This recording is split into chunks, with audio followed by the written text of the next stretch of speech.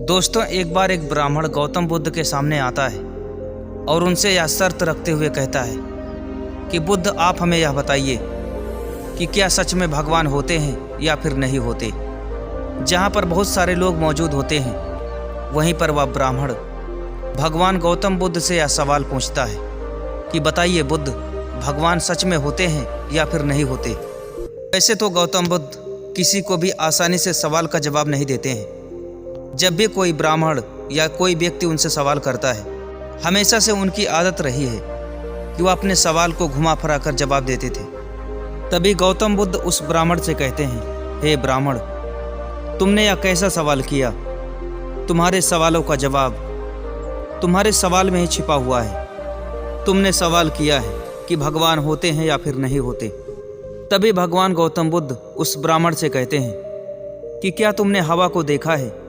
तभी वह ब्राह्मण कहता है, जी महात्मा, मैंने हवा को नहीं देखा, परंतु हवा चलती है, उसे मैं महसूस कर सकता हूँ। मैं उसे देख नहीं सकता, ना ही मैं हवा को छू सकता हूँ। तभी महात्मा गौतम बुद्ध उस ब्राह्मण को समझाते हुए कहते हैं कि ठीक ऐसे ही जिस तरह तुम हवा को महसूस कर सकते हो, लेकिन हवा को देख नहीं सकते, ना ही उसे छू सकते हो, इसी तरह एक इंसान जैसे भी भावना से परमात्मा को याद करता है, भगवान को याद करता है, उसी तरह उन्हें वह महसूस भी कर पाता है। कोई भी मनुष्य जिस तरह सच्चे मन से परमात्मा को याद करता है, उन्हें ध्यान करता है, उन पर विश्वास करता है, उसी तरह वह परमात्मा को, भगवान को महसूस कर पाता है। जितनी श्रद्धा से, जितनी चाहत से, जितनी तपस्या के साथ उन पर विश्वास करता है, भरोसा करता है, वह उतनी ही गहराई से भगवान को महसूस कर पाता है।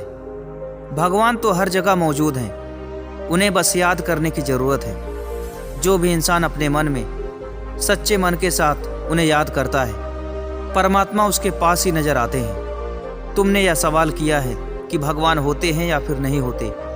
अगर सही मायने में देखा जाए तो जो इंसान जिस भावना के साथ भगवान को याद करता है, वैसे ही भगवान उसे नज़र आते हैं। यह तो एक इंसान की सोच पर निर्भर करता है कि वह किस प्रकृति का व्यक्ति है, कौन सी चीज़ों पर विश्वास करता है और किस पर विश्वास नहीं करता। अगर सच्ची श्रद्धा के साथ भगवान को याद किया जाए, भगवान तो हर कण कण में है, बस उन्हें महसूस करने की ज़रूरत होती है। तभी वह ब्राह्मण गौतम बुद्ध से कहता है, महाराज, क्या अगर हम भगवान को सच्चे मन से याद करें तो क्या हम उनको महसूस कर सकते हैं? तभी महात्मा गौतम बुद्ध ब्राह्मण से कहते हैं, अवश्य महसूस कर सकते हैं। अगर हम सच्चे मन के साथ भगवान को याद करें तो हम भगवान की प्रस्तुति महसूस कर पाएंगे। हम यह देख पाएंगे कि भगवान हमारे करीब हैं। क्या सच में भगवान होते हैं या नहीं होते, या तो हर इंसान के सोच पर निर्भर करता है। कई लोगों का मानना है कि उन्होंने भगवान के साथ आध्यात्मिक अनुभव किया है जो उनके जीवन को बदल देता है। साधु संतों का भी यही मानना है। जब वह तपस्या में लीन हो जाते हैं, भगवान को याद करते हैं, तो वह भगवान को साक्षात देख पाते हैं। इसके बाद महात्मा गौतम बुद्ध ब्राह्मण से कहते हैं, भगवान इतनी आसानी से नहीं मिलते। कई बार कठोर तपस्या के बाद हमें भगवान के दर्शन भी नहीं हो पाते। कुछ लोग प्राकृतिक सौंदर्य और जटिलता को देखकर कुछ लोग भगवान के अस्तित्व में विश्वास करते हैं। इसके बाद भगवान गौतम बुद्ध कहते हैं, विश्वास ही वह शक्ति है जो मैंने पहले तुम्हें बताया है। अगर विश्वास किया जाए तो कुछ भी हो सकता है। अगर सच्चे मन से माना जाए तो हमें वह सारी चीज़ें हासिल हो जाती हैं। इसके बाद महात्मा गौतम बुद्ध ब्राह्मण से कहते हैं, ब्राह्मण महाराज, कई धार्मिक पाठकों में भी भगवान का वर्णन किया गया है जो लोगों को भगवान पर विश्वास करने के लिए प्रेरित किया करते हैं। कुछ लोगों का मानना है कि आत्मा का अस्तित्व भगवान के अस्तित्व का प्रमाण है, क्योंकि आत्मा को भगवान का एक हिस्सा माना जाता है।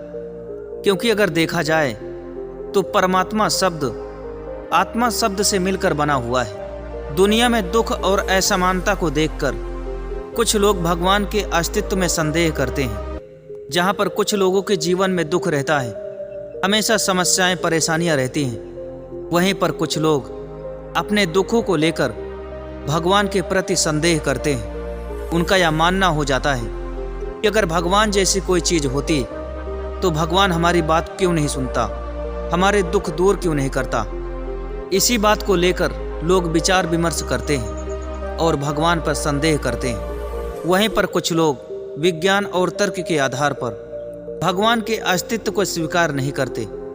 धार्मिक मतभेद और संघर्ष को देखकर कुछ लोग भगवान के अस्तित्व पर संदेह करते हैं, भगवान को मानने से इनकार कर देते हैं, उन पर विश्वास नहीं करते।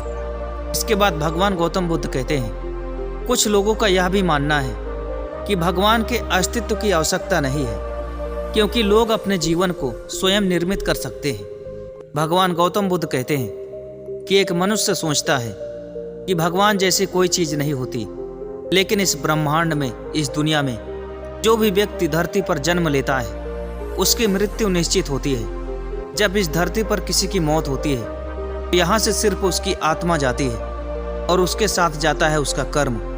और वहीं पर कुछ लोग भगवान को ना मानने वाले भी उस व्यक्ति का अंतिम क्रियाक्रम करते हैं। वहीं पर कुछ दिन पहले भगवान को ना मानने वाला व्यक्ति उसके धर्म के अनुसार उसका क्रियाक्रम करते हैं। इसलिए भगवान को मानना या फिर ना मानना या तो इंसान के विचारों पर निर्भर करता है कि वह परमात्मा पर विश्वास करता है या फिर विश्वास ही नहीं करता।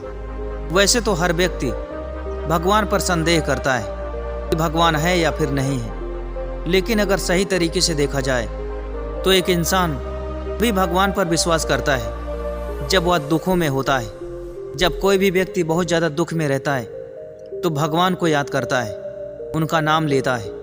तभी वह ब्राह्मण महात्मा बुद्ध से कहता है, महात्मा आप ठीक कहते हैं कि कोई भी इंसान जब उसके जीवन में अच्छा समय चल रहा होता है तो परमात्मा को लेकर उस पर संदेह करता है, तरह तरह की बातें करता है। लेकिन जब उसके जीवन में दुख आता है, बीमारियां आती हैं, परेशानी आती है, तरह तरह की समस्याएं उसके जीवन में आती है, तो वह व्यक्ति परमात्मा को याद करता है, उनसे दुआएं मांगता है।